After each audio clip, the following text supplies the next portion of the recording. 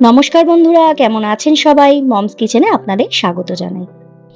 আজকে আমি কুমড়ো ফুলের বড়া বানিয়ে দেখাবো। আমার ছাদে প্রচুর কুমড়োর ফুল হয়েছিল। সকালবেলা ছাদে গিয়ে দেখছি অনেক ফুল হয়ে রয়েছে। তখনই মনে মনে ভাবলাম তাহলে আজকে কুমড়ো ফুলের বড়াটাই বানাই আর আপনাদের সাথে রেসিপিটা শেয়ার করি।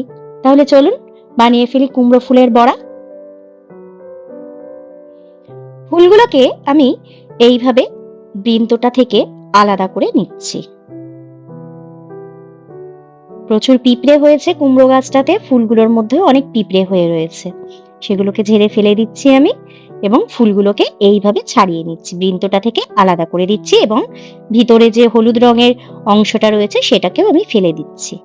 ফেলে দিয়ে আলাদা করে নিচ্ছি ফুলগুলোকে।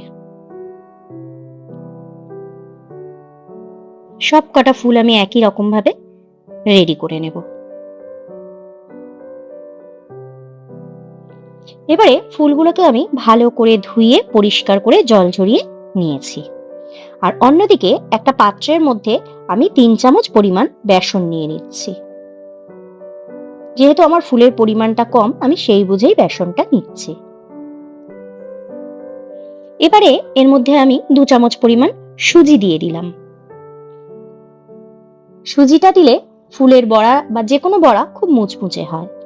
এবারে আমি এর মধ্যে দিয়ে দিচ্ছি সামান্য পরিমাণে কালো জিরে, পরিমাণ মতো হলুদ, স্বাদ অনুযায়ী লঙ্কার গুঁড়ো।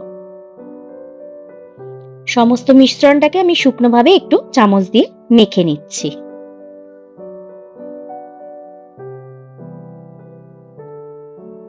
পুরো মিশ্রণটাকে ভালো করে মিশিয়ে নিচ্ছি আমি। এবারে এর মধ্যে আমি দিয়ে দেব স্বাদ অনুযায়ী লবণ। লবণটা দেওয়ার পর আমি এর মধ্যে সামান্য একটু জল দিয়ে ভালো করে মেখে নিচ্ছি আগে। তারপরে আস্তে আস্তে আমি এর মধ্যে জল দিয়ে একটা পাতলা করে ব্যাটার তৈরি করব। আমি একবারে কিন্তু জলটা দিচ্ছি না, সামান্য পরিমাণে করে জল দিয়ে দিয়ে আমি ব্যাটারটাকে রেডি করছি।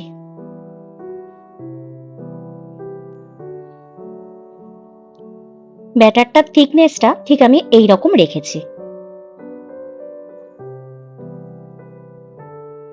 ব্যাটারটাকে আমি ঠিক এই রকম ভাবে বানিয়ে নিয়েছি।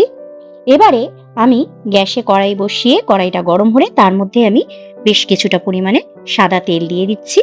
যেহেতু বড়াগুলো আমি ডুবো তেলে ভাজবো, তাই একটু বেশি পরিমাণেই আমি সাদা তেল কড়াইয়ের মধ্যে দিয়ে দিলাম। এবারে একটা করে ফুল আমি এই ব্যাটারটার মধ্যে চুবিয়ে কড়াইয়ের মধ্যে দেব। গরম তেলটার মধ্যে আমি ছেড়ে দেব।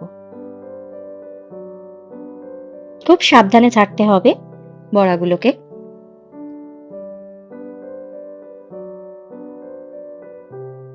আমি একসাথে অনেকগুলো বড়া প্রথমে ভাজিনি, আমি দুটো বড়া প্রথমে ভাজছি। খুব আস্তে আঁচ দিয়ে আমি ভাজছি বড়াগুলোকে, কারণ প্রথমেই যদি আমি খুব জোরে গ্যাসটা বাড়িয়ে দিয়ে করি তাহলে কিন্তু ভালো ফুলটা ভালো সিদ্ধ হবে না। ওই জন্য খুব আস্তে ধিমি আছে আমি বড়াগুলোকে ভাজবো। এক পাশ ভাজা হয়ে গেলে আমি এইভাবে দুটো পাশে খুব সুন্দর লাল লাল করে ভাজবো। যে কোনো বড়া বানাতে গেলে একটু ধৈর্য ধরে ধীরে সুস্থে বানালে খেতে খুব ভালো লাগে, খুব স্বাদ হয়। শুধু বড়া বলে না, যে কোনো রান্নাও খুব ধৈর্যের সহিত করলে খেতে স্বাদটা একটু অন্যরকমই হয়। একটা বড়া ভাজা আমার হয়ে গেছে, আমি উঠিয়ে নিচ্ছি বড়াগুলোকে। আবার আমি আর একটা ফুল নিয়ে এর মধ্যে দিয়ে দিচ্ছি, তেলের মধ্যে দিয়ে দিলাম। প্রত্যেকটা ফুলই আমি এইভাবে দিয়ে দেব। ব্যাটারে চুবিয়ে আমি গরম তেলের মধ্যে বড়াগুলোকে ছেড়ে দিচ্ছি। আর যে কটা রইলো সে কটা থাক, সবগুলো বড়া আমি একবারে ভাজিনি।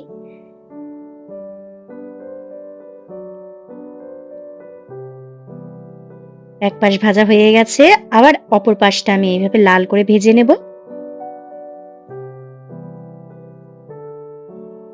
আঁচটাকে আস্তে দিয়ে খুব ধীরে সুস্থে বড়াগুলোকে আমি ভেজেছি। দেখুন একটা পাশ মোটামুটি ভালোই লাল হয়ে গেছে। দুপাশ উল্টিয়ে এইভাবে ভেজে নিয়ে আমি এবারে বড়াগুলোকে উঠিয়ে নেব। আমি যেভাবে কুমড়ো ফুলের বড়াটা বানালাম আপনারাও এইভাবে বানিয়ে খেয়ে দেখবেন, খুব ভালো লাগে। খুব সামান্য উপকরণ লাগে, তেমন কিছু উপকরণ লাগে না এতে। এবারে গরম গরম পরিবেশনের জন্য আমি রেডি করে ফেলেছি। এর উপরে সামান্য একটু বিট নুন বা চাট মশলা দিলে খেতে খুব ভালো লাগে, মানে স্বাদটা দ্বিগুণ বেড়ে যায়। তাহলে চলুন ভিডিওটা আজকে এখানেই শেষ করলাম। আর রান্নাটা কেমন লাগলো দয়া করে কমেন্ট করে জানাবেন। ভালো লাগলে আমার ভিডিওটাকে একটা লাইক করে দেবেন আর চ্যানেলটাকে সাবস্ক্রাইব করে দেবেন। সবাই ভালো থাকবেন, সুস্থ থাকবেন। দেখা হবে পরের একটা রান্নার ভিডিওতে।